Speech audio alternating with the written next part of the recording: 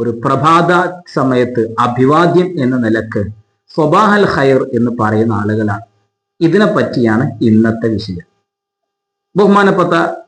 ബഹുമാനപ്പെട്ട ഖാത്തിമത്തുൽ മുഹഖഖീൻ ഇബ്നു ഹജർ ഹൈതമി റളിയല്ലാഹു അൻഹു മഹാനവറുകളുടെ ഫത്താവൽ ഹദീസിയ എന്ന ഗ്രന്ഥത്തിൽ ആസ്പദമായി ഇതുമായി ബന്ധപ്പെട്ട ഒരു വിഷയം പറയുന്നുണ്ട്.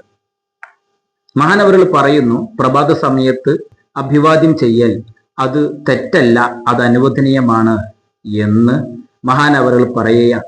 സുയൂത്തി ഇമാമിന്റെ ഒരു ഗ്രന്ഥത്തെ ഉദ്ധരിച്ചുകൊണ്ട് മഹാനവറുകൾ പറയുകയാണ്.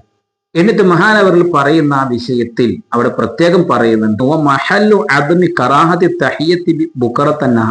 രാവിലെ പകലിന്റെ ആദ്യ ഭാഗത്ത് അഭിവാദ്യം ചെയ്യൽ കറാഹത്താകാതിരിക്കുന്നത് എപ്പോഴാണ്? ഹൈസുല്ലം തക്കുൻ ബി അൽഫാദിൽ യഹൂദി അൽ മഷ്ഹൂറ, ജൂതരുടെ അഭിവാദ്യം പോലത്തെ പദങ്ങളെ കൊണ്ട് ആകാതിരിക്കുമ്പോഴാണ്.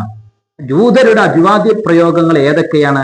സ്വബാഹൽ ഖൈർ, സ്വബാഹൽ ഖൈർ എന്നുള്ളത്. ഇതിൽ നിന്ന് നമുക്ക് മനസ്സിലാക്കാൻ പറ്റും സ്വബാഹൽ ഖൈർ എന്നുള്ളത് ജൂത മതവിശ്വാസികളുടെ അഭിവാദ്യമാണ്.